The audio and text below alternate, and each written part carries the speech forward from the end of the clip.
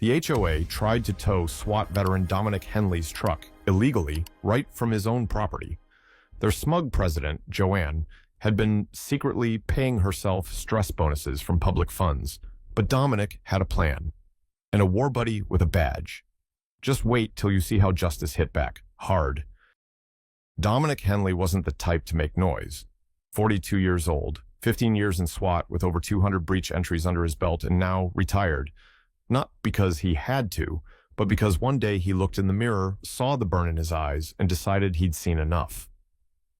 He moved to a quiet suburb outside Austin, bought a modest 3-bedroom place with a fenced yard and a cracked driveway, spent his mornings sanding down window frames, repainting the porch, brewing coffee that could melt asphalt. He didn't talk much to the neighbors, not because he was rude. He just believed in peace and in letting people show their cards before shaking their hands. Every Tuesday and Saturday, he took his Dodge Ram, jet black, spotless, with reinforced suspension and worn-in leather seats, to the range. He didn't go to impress. He went to breathe. No tattoos, no bumper stickers, no flags waving in his yard. Just a man, a truck, and a quiet life that didn't owe anyone anything.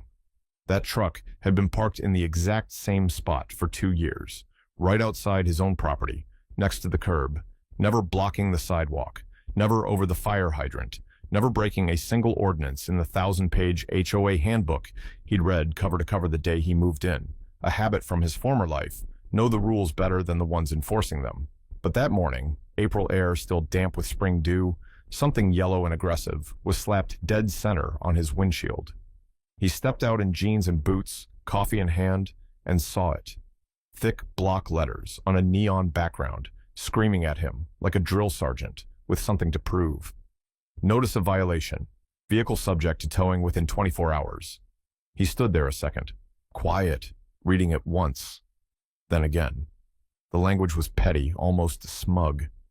Your vehicle has been found in violation of HOA Regulation 7.14b, overextension beyond curb alignment. Owner is hereby notified to relocate vehicle immediately to avoid citation and towing action. He took a breath. Slow. Focused. Like lining up a shot. He looked at the curb. The tires sat perfectly aligned. Maybe the front bumper poked an inch forward past the imaginary line. An inch. On a truck parked outside his own home. For 2 years without a word. And still, maybe it wouldn't have bothered him, if not for the tone. That bureaucratic bark in the wording. The kind of tone that doesn't ask questions. That assumes you're guilty. That doesn't know who it's talking to. And doesn't care. He didn't rip the sticker off. He peeled it carefully, folded it into quarters, slipped it into his back pocket like a keepsake. Not a trophy, a warning. See, Dominic hadn't waged war since he left the unit.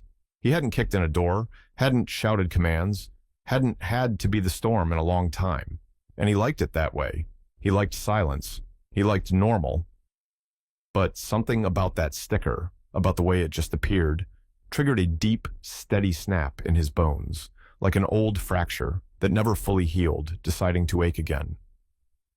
They didn't know him, and that was fine. He didn't need them to know him, but they would. Dominic sat at the kitchen table, the HOA handbook laid out in front of him like a dossier. He'd underlined sections, highlighted paragraphs, and bookmarked every clause related to vehicle parking. The language was as dry as desert dust, but precise, and it said, clearly, that residential street parking was permitted as long as the vehicle wasn't blocking driveways, hydrants, or sidewalks, and remained operable and properly registered.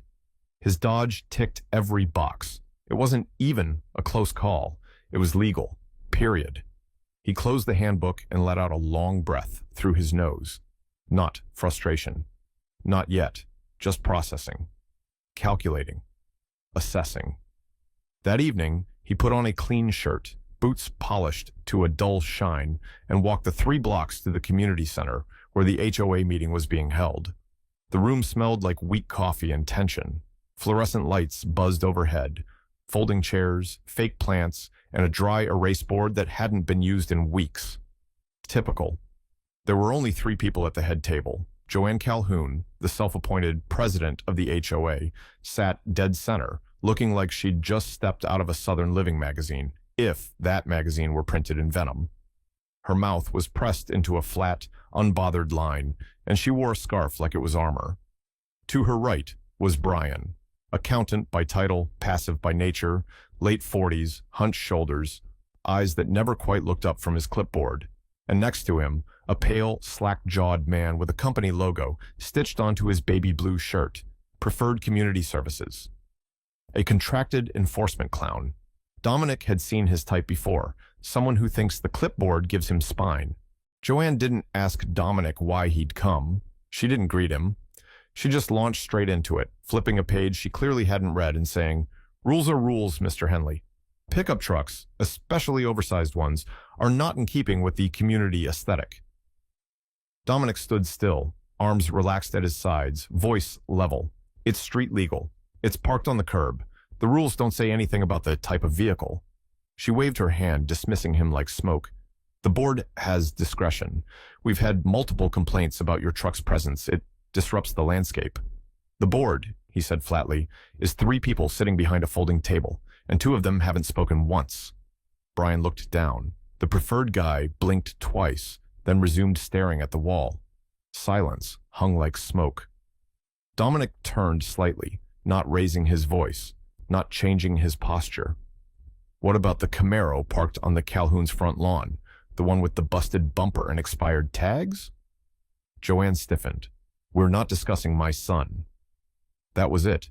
That one sentence. The casual dismissal, the arrogance, the assumption that the rules bent for her but snapped for everyone else, cut deeper than any sticker on a windshield. Dominic felt it. That heat in the gut, the old edge crawling up his spine, the kind of tight, cold fury that used to kick in right before a door flew off its hinges. He could flip that table. He could pin the preferred guy to the wall with one hand and make Joanne scream just by stepping forward. And the worst part, every instinct told him it would take less than 3 seconds. But he didn't move, didn't blink, didn't even raise his voice. Instead, he took a slow breath, turned on his heel, and walked out without another word. He didn't need to shout. He didn't need to explain. Because when a man like Dominic Henley gets quiet, really quiet, it means the planning has already started. 2 days later, just after sunrise, Dominic heard it, the rattle of chains and the grind of tires across pavement.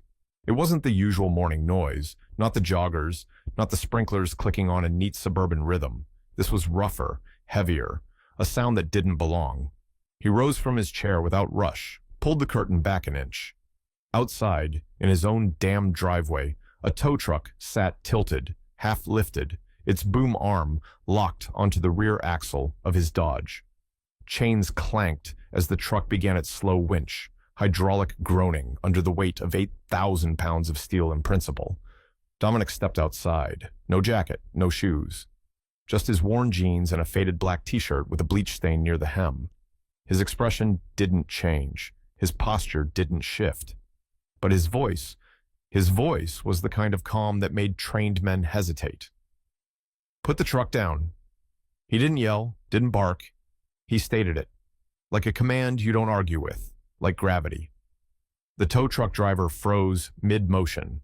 Young guy, maybe early 30s, ball cap on backward, clipboard in hand, trying too hard to look official. He turned, saw Dominic, and instinctively let go of the winch control. Then came the voice that really didn't belong, Joanne. She stood across the street at the curb, phone up, filming. Her voice rang out shrill and victorious, slicing through the morning like a paper cut dipped in vinegar. "I warned you," she said, grinning wide, her tone syrup thick with condescension. "Now you'll learn what it means to follow the rules." Dominic didn't answer. He didn't look at her. His gaze never left the tow truck. His hand slid into his back pocket, pulled out his phone. One tap, then another. Then the call connected. He raised the phone to his ear and said clearly and evenly, "Alpha 27, private property breach in progress, civil escalation likely. Location is my home." Then he ended the call. No threats, no chest beating, no barking orders. He turned, walked back into his house, closed the door with surgical softness, and made his way to the kitchen. The smell of coffee still lingered in the air. He poured a mug, sat at the table, and took a slow sip. Outside, the sounds of metal stopped. The engine on the tow truck idled nervously. Someone was talking, low and fast. There was tension in the air now, the kind that builds when people suddenly realize they may have crossed a line they didn't know existed. And Dominic sat in silence, the warmth of the mug seeping into his palms, his breathing steady. For the first time in 6 months, a smile touched the corner of his mouth. Not a full smile, not joy, just a glint, a flicker. The kind of smile that says, "Now it begins." 16 minutes after the call, the black Chevy Tahoe rolled up to the curb like a shadow gliding into place. No sirens, no flash, just presence. Windows tinted, engine low and steady. It parked without hurry, no urgency in the movement. This wasn't a response team. It was something older, quieter, more familiar. The driver's door opened first, then the rear. 3 men stepped out one by one. Civilian clothes, clean but rugged. The kind of men who didn't need badges to command attention. Broad-shouldered, calm-eyed, each moving like someone used to working in silence. And then came the last one, taller, slightly heavier, goatee dusted with gray, and a grin already forming. Marcus Lane, Dominic's old partner from SWAT 6. Texas-born, New Mexico trained, breacher, tech guy, and a former best man at Dominic's wedding before the world split off in different directions. Marcus walked up the driveway like it was his own, arms out, casual. "Well, damn, Henley," he said, giving Dominic a solid hug that was more grip than warmth. "Heard you pissed off a suburban dictatorship." Dominic gave a small nod. "They came for the truck." Marcus's eyes flicked over his shoulder. He scanned the Dodge, then the tow truck, still awkwardly backed halfway down the drive. One of the men behind him was already moving, walking slowly around the vehicle, taking photos, writing something down. "Let's take a look," Marcus said, already crouching by the hitch. "No visible damage. Tires untouched.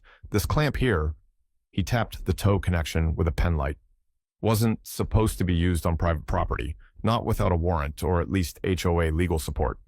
The other agent walked back over, flipping through a printout he'd pulled from the tow truck's dash. "No plate match on the license," he said. "No current authorization for municipal work. Company name's not registered for residential access under Travis County Code. And get this, the work order was paid through an HOA fund earmarked for park maintenance." Dominic didn't blink, just sipped his coffee and listened. Marcus straightened up, brushing dust from his jeans. "Yeah," he said flatly, "this isn't gonna age well." He glanced at the HOA rep, if you could call him that, standing near the sidewalk with a clipboard in the posture of someone who suddenly wished he'd called in sick. "We're gonna need statements," Marcus said, his tone shifting from friendly to procedural. "Tow truck operator, HOA contact, invoice trail, fund allocation records. I'll forward the report to the county attorney." He turned to Dominic again, lower now, voice pitched for him alone. "You sure you don't want us to file this federal? Fraud with public funds tied to residential coercion? That's open season." Dominic shook his head once. "Not yet. Let's start local." Marcus respected that. He always had. They both knew how these things worked.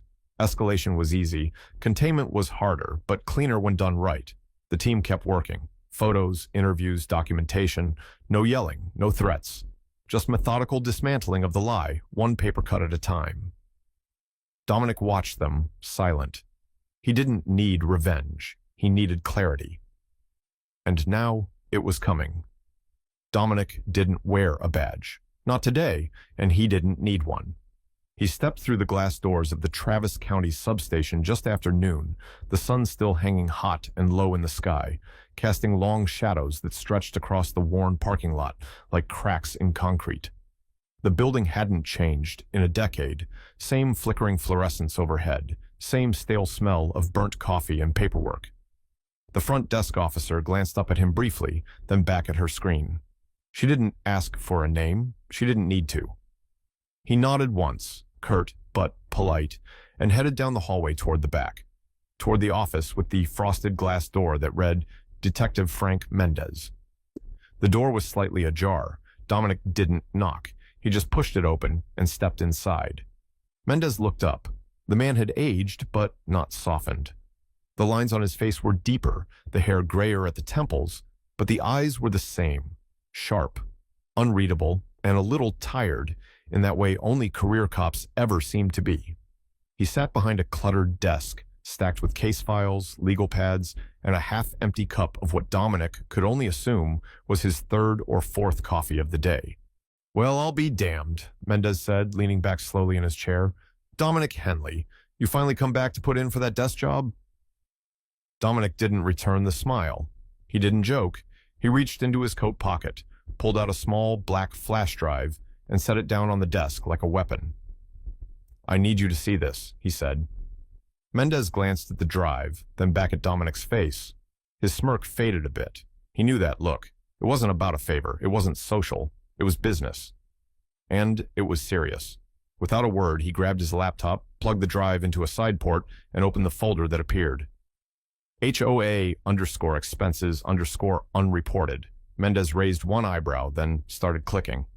Inside the folder were dozens of neatly organized files, spreadsheets, PDFs, annotated meeting notes, scanned checks, and a breakdown of transactions going back nearly a year.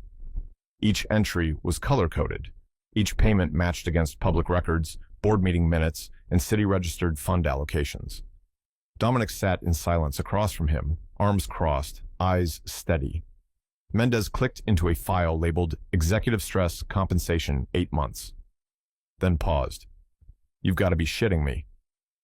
8 separate payments, each for $800, issued monthly to HOA President Joanne Calhoun. The reason? Personal wellness and administrative stress support. The source of the funds, the HOA's Capital Improvement Reserve. "She's writing herself checks," Mendez said. "Unvoted, unreported," Dominic replied calmly. "I checked. No approval process, no oversight. It's not even buried deep. It's right there if you follow the money trail." "And she's calling it stress support?" Mendez's tone was somewhere between disbelief and dark amusement. "Jesus, where was this when I was a sergeant? I could have claimed trauma for half the damn decade." Dominic didn't smile. Mendez leaned forward, rubbing his eyes. "You pull this from an internal leak?" "No," Dominic said. "It's public. They're dumb enough to post their financials online. No one reads them." "I did." Mendez kept scrolling. There was more. A PDF labeled Tow Authorization Form caught his attention. He opened it. Inside, a signed service order issued by Joanne herself, instructing a private tow company, not on the county registry, to remove a non-compliant vehicle from a community-restricted zone. The invoice listed the vehicle as Dominic's Dodge Ram. The payment was tagged under the same Capital Improvement Reserve. No mention of board discussion, no legal approval, no parking violation. Just a one-line note. "Eyesore near Unit 17. Mendez exhaled. "This the same truck they tried to tow last week?" Dominic nodded once. "You catch who ordered it?" "She did, personally." "And the company?" "Unlicensed for residential private property enforcement. No towing permit registered in Travis County. I checked that too."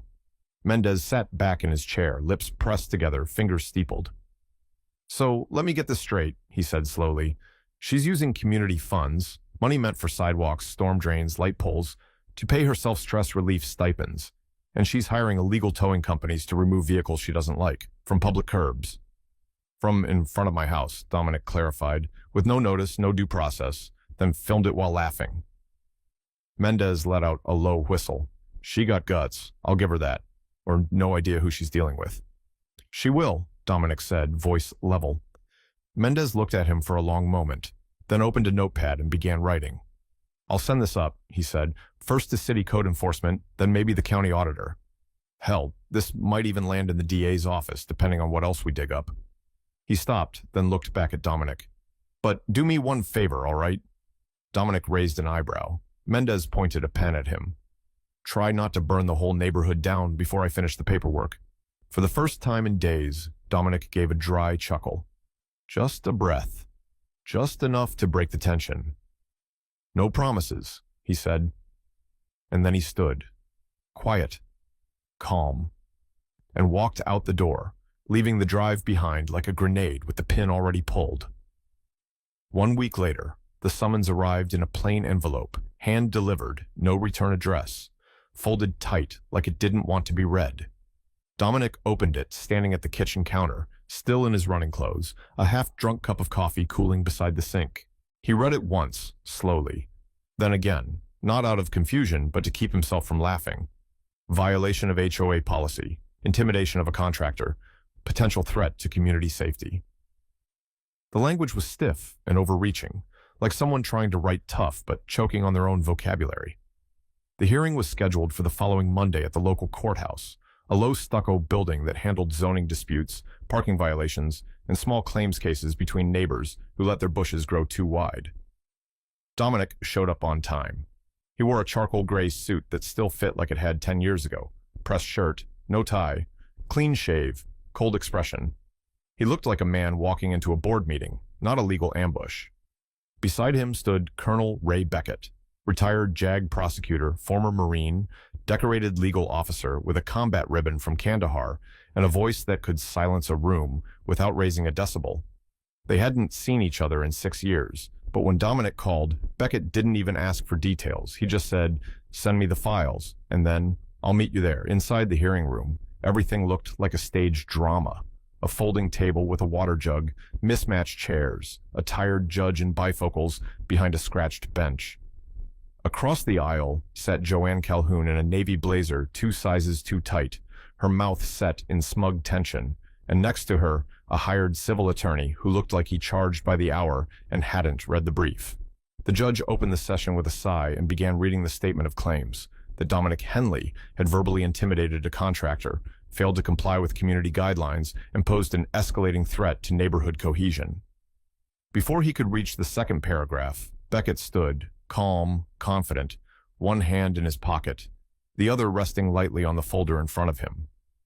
"Your Honor," he said, voice low but cutting clear through the room, "my client is a currently certified breaching instructor, 17 years active service with SWAT, twice awarded for valor under fire. What you're holding is not a case. It's a deflection." He tapped the folder once, then slid it across to the judge. "Inside, you'll find security footage from 3 angles, including body cam audio, showing my client issuing no threats, displaying no aggression, and remaining compliant throughout the entire encounter. What you'll also see are 3 separate HOA board members engaging in unauthorized surveillance, misusing neighborhood funds to contract an unlicensed towing company, and initiating what amounts to a private property seizure without municipal approval." The judge said nothing for several seconds. He opened the folder, adjusted his glasses, and watched. No one in the room spoke. The only sound was the whir of the courthouse ceiling fan and the clicking of the remote as the judge scrolled through time-stamped footage. Dominic standing calmly on his own lawn, the tow operator flinching, Joanne laughing from across the street, the payment form signed without board consent. When it ended, the judge sat still for another long beat, then leaned back in his chair and said almost casually, "Well, that's clear enough. Case against Mr. Henley is hereby dismissed." Then he looked directly at Joanne and her lawyer. "However," he added, removing his glasses with a slow, deliberate motion, "given what I've seen here, this court will be referring HOA leadership to the county auditor and municipal ethics board for further investigation." He set the folder down and rang the gavel once. "This hearing is concluded." And just like that, it was over.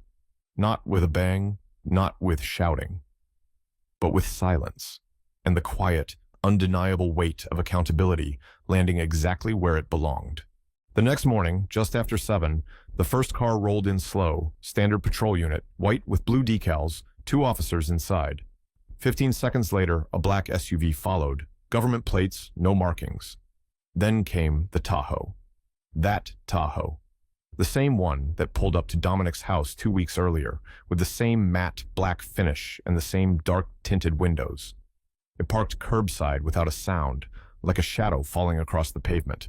Dominic was already on his porch, standing still, one hand resting against the wood railing, the other wrapped around a heavy ceramic mug filled with black coffee that steamed gently in the cool morning air. He didn't call anyone, didn't wake the neighborhood, he just watched. Eyes sharp, jaw still, no flicker of emotion. Inside the house across the street, the blinds snapped shut. But it was too late. They'd already seen her, Joanne, pale, rattled. Half-dressed in a robe and slippers, fumbling to pull the door closed. A figure stepped out of the Tahoe, Marcus. Same boots, same calm gait, same no-nonsense stance. He didn't raise his voice. He didn't threaten. He just called across the front lawn like he was confirming an order. "Joanne," he said, loud enough to carry but not to echo, "open the door, or we'll take it off." No reply. The blinds twitched. One of the financial agents was already walking the perimeter, clipboard in hand, snapping photos of the mailbox, the driveway, the doorbell camera. Another officer approached the porch with a sealed envelope, a warrant. Dominic took a sip of coffee, eyes never leaving the scene across the street. He didn't smile. There was nothing to smile about. Justice wasn't entertainment. It was process, precision. Balance restored inch by inch. Joanne cracked the door open 3 minutes later, her voice brittle, trying to project confusion. I don't understand. I haven't done anything wrong." Marcus didn't flinch. "We've got your financials. 8 months of stress compensation payments, misappropriated funds, unlicensed contractors paid through discretionary reserves. You've been drawing checks like you're a senator." Her mouth opened to speak, then closed. Her lawyer wasn't there. The HOA board wasn't there. No one to back her. No one to stop what was coming. Inside the house, the officer stepped in. Quiet, controlled. No cuffs. No shouting. Just official presence doing what it was meant to do. 42 minutes later, she was escorted out. Not arrested yet, but processed. Interview pending. Property under audit. And Dominic? He didn't move. He stayed on the porch until the last agent left, until the last car pulled away. Then he walked to the edge of his lawn, coffee still warm, and looked at the HOA community board nailed to the fence near the walking trail. A fresh notice had been stapled in place, plain white paper, no logo. Just thick black type. Effective immediately, all HOA executive authority is suspended pending investigation. A temporary external administrator has been appointed by county oversight. No signatures, no apologies, just truth. Dominic read it once, then turned and walked back to his porch. Still no smile, just quiet. The kind that only comes when the noise is finally over. Dominic didn't celebrate. There were no speeches, no fist pumps, no chest-thumping satisfaction. When the dust settled and the noise died down, when Joanne vanished from the board and the temporary administrator took over, he didn't say a word. He just went into his garage, pulled out a folded nylon bundle, and stepped out onto the lawn. The grass was freshly trimmed. No weeds, no footprints. He planted the steel pole slowly, firmly, without hurry. The wind caught the fabric as it unfurled, red, white, and blue. Not a protest flag, not a statement piece. No slogans, no challenge. Just the American flag. Plain, silent. Enough. It didn't need to shout. It just needed to exist. That was the message. That evening, a few neighbors walked past. No one spoke. One man gave a quiet nod. Dominic returned it. At the next HOA meeting, he arrived early and sat in the front row, shirt tucked in, clean-shaven, not a word spoken. The temporary administrator, a county appointee with glasses and calm hands, gave him a polite nod and continued with the agenda.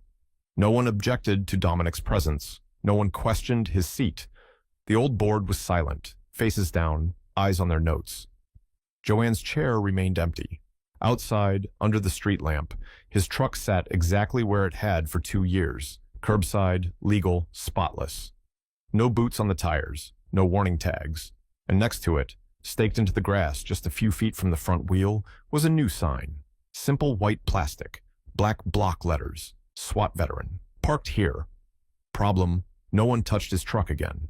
No complaints were filed, no contractors called, no HOA agents paced by with phones out.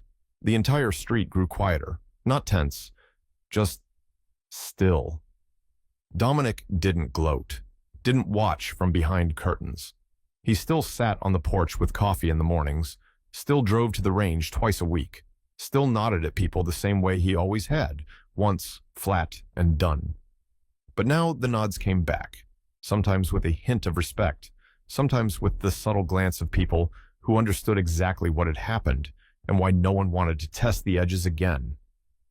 The lesson wasn't loud. It didn't need to be. It was in the silence, in the stillness, in the flag that didn't ask for anything, and in the truck that never moved, because no one ever dared to move it again.